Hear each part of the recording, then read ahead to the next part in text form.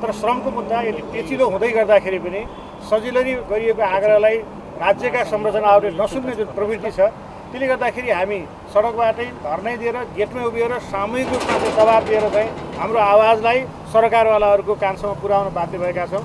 र यो आवाजमा आवाज दिन जुट्नुभएका सबै साथीहरूलाई फेरि पनि धन्यवाद दिन भन्न चाहन्छु। र यो क्षेत्र पत्रकारिता क्षेत्र अघि पनि मैले भने श्रम शोषण हुने क्षेत्र हो कि भन्ने जसरी भाष्य स्थापित गरिँदैछ, यो अत्यन्त गलत छ। यसले पत्रकारिता क्षेत्रमा काम गर्ने साथीहरूको श्रमको शोषण गर्नेहरूका लागि बलौमर पर्छ।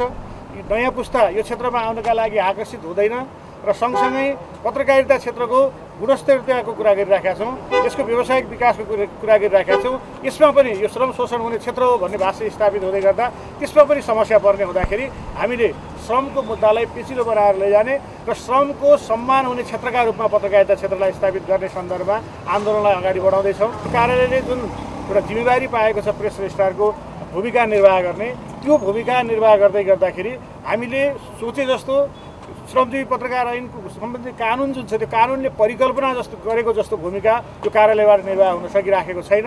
त्यसकारण हामीले यो कार्यालयलाई यो विषयलाई पनि आफ्नो प्राथमिकतामा राखेर र श्रमको आन्दोलन कानुनी एउटा लडाइँबाट सम्बोधन हुनुपर्छ र कानुनी लडाइँको प्रारम्भ यहीँबाट हुने हुँदा त्यसलाई प्राथमिकतामा राखेर यो कार्यालयले काम गरोस् भन्ने हाम्रो चाहना छ, आग्रह छ। र हाम्रो स्वतन्त्र र छुट्टै प्रेस रजिस्ट्रारको व्यवस्था गरेर यो विषयलाई निरूपण गरिनुपर्छ भन्ने हाम्रो लगातारको माग छ। हामी त्यो मागका साथ हामी सञ्चार मन्त्रालयमा पनि यही आन्दोलनको एउटा चरणमा हामी जानेछौँ, त्यो संवाद पनि हामीले गर्नेछौँ। र अहिले पनि श्रमजीवी पत्रकारहरूले तोकिएको पारिश्रमिक नपाउने, सञ्चार संस्थासित गरिएको सम्झौता अनुसार पनि तलब नपाउने, तलब पाइनु भनेर अदालत गएर अदालतले आदेश दिँदाखेरि पनि तलब नपाउने अवस्था जुन छ, यो अत्यन्त दुःखद हो, खेदजनक हो।